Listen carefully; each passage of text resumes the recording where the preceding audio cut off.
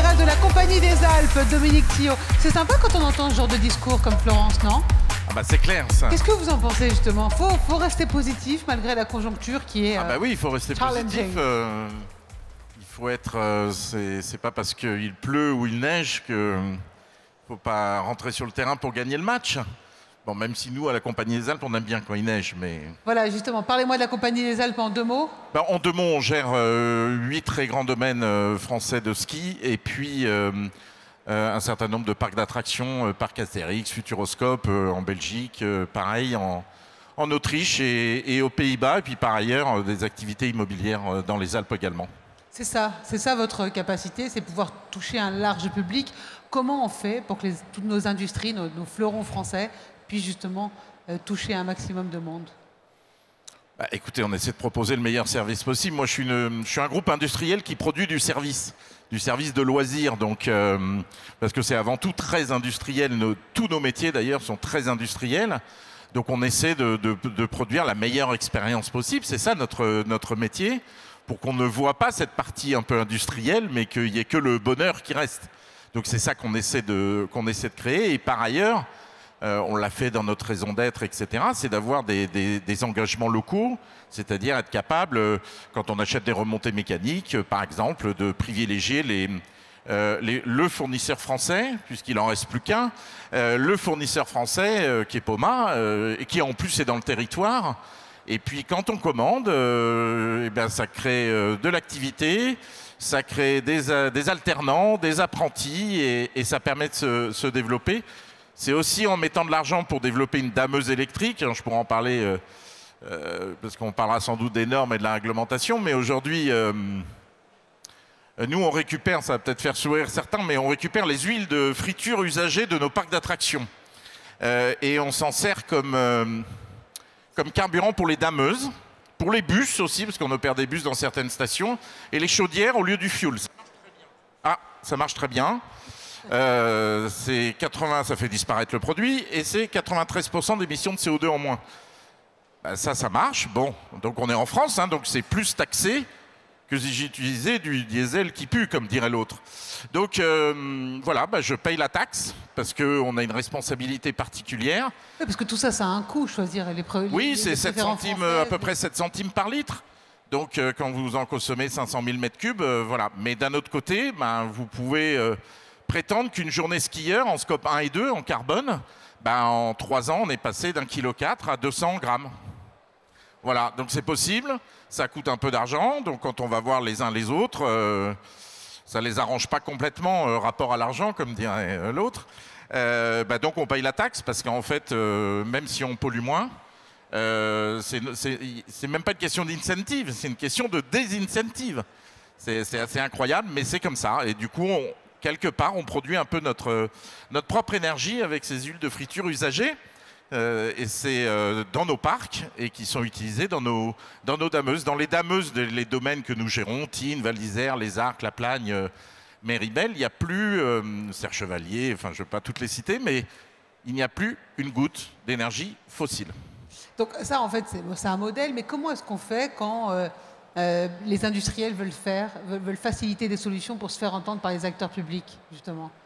Parce que vous allez les voir, vous allez vous défendre, vous ne lâchez rien. Non, on ne lâche rien, comme je le disais en introduction, mais je pense qu'il ne faut pas non plus en attendre beaucoup. Ah. On le voit, la CSRD, je crois qu'il y a un président de banque qui a dit que c'était un délire bureaucratique, Alexandre Sobo en a parlé tout à l'heure. 1200 indicateurs hein, qui sortent 6 mois à la fin de l'exercice, enfin, des trucs... Enfin, si quelqu'un lira mon rapport, il me racontera. 1200 indicateurs. Enfin, c'est... bah oui, il y a une simplification, mais en fait, la simplification, elle donne rien. Pas grand-chose, donc voilà, c'est ça la réalité. Il n'y a pas de potion magique, quoi. Mais c'est pas grave, on va abattre des arbres, faire des rapports, et puis bah, on continue notre métier par ailleurs. Parce que vous pensez que ça reste un frein, c'est ça que vous dites? Bah, ça reste un frein. Oui, c'est un frein, c'est un caillou de plus dans le sac à dos, mais qu'est-ce que vous voulez, on lâche rien. Et vous pensez qu'il faut s'adapter, en fait, on est engagé, il pleut, il vente, il neige, on rentre sur le terrain pour gagner le match. En fait, tout part aussi du moral. C'est ce qu'on disait aussi en introduction tout à l'heure avec... Oui, on a appris aussi qu'il fallait d'abord compter sur soi-même, sur cette volonté des entrepreneurs, des industriels. C'est quoi qu'il arrive, les banques sont là aussi. Olivier, bien sûr, Nicolas. Il faut être un peu insurrectionnel, je crois que c'est le mot qu'utilisait Nicolas, donc je le reprends volontiers.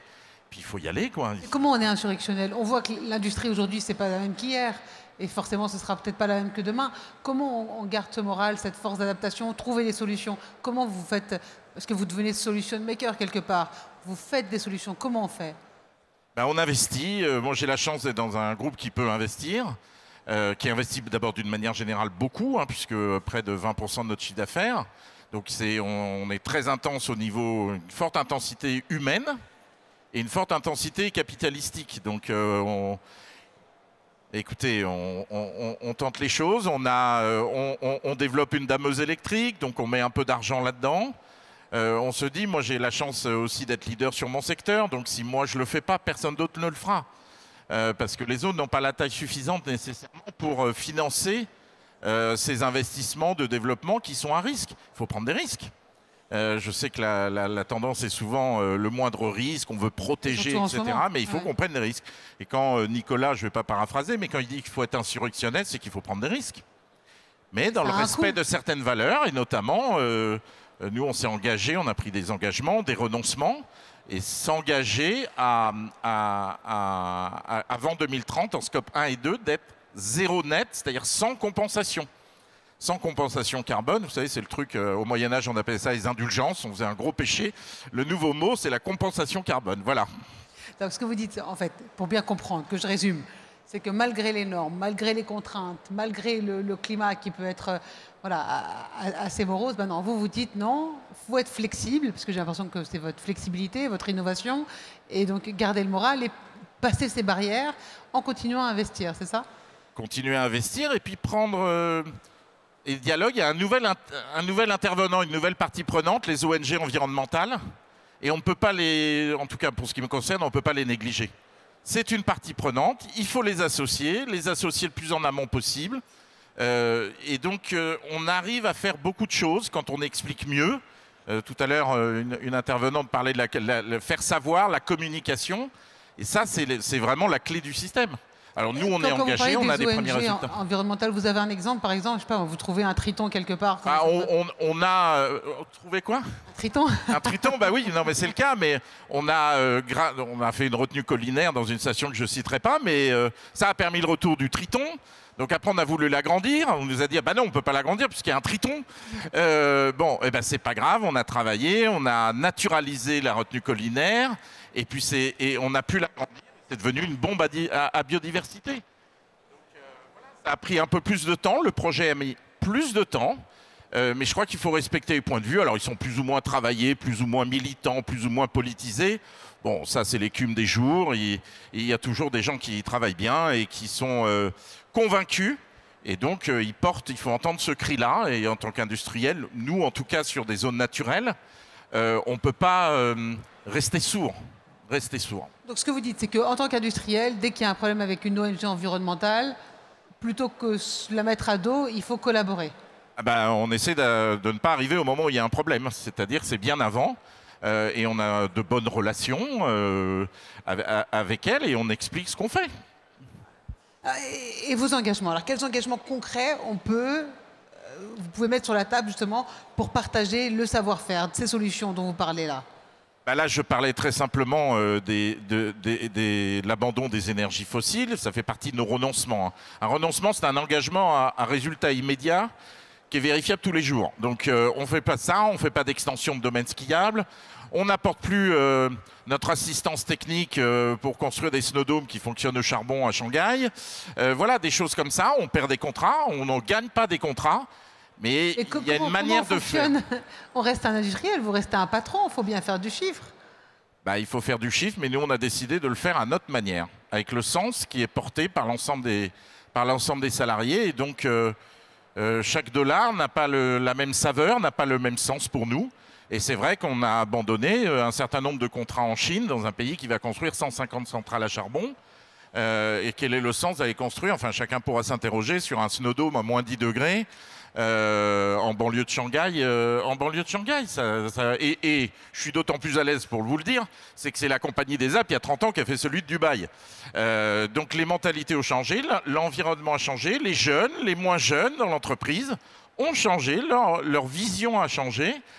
Et donc on ne fera pas ça, on n'ira pas dans un autre pays qui veut faire une station de ski complètement artificielle. Je sais qu'on est hors délai, mais dernière question. C'est pour ça que vous arrivez à attirer des jeunes dans votre Compagnie des Alpes? C'est justement parce que vous donnez un sens à l'industrie? Oui, on leur donne un sens. On apporte quelque chose d'un peu différent, au-delà du métier sous-jacent qui peut paraître un peu plus fun qu'ailleurs.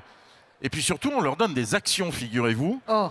Donc on leur donne à chaque année 30 actions. On est une société cotée, privée, mais on leur donne 30 actions chaque année. Ça crée ce sentiment d'appartenance dans la durée. Et leur bonus est aussi, non seulement sur les résultats économiques, mais aussi sur les émissions de CO2, puisque nous communiquons à la bourse dans les deux monnaies, et en euros, et en CO2.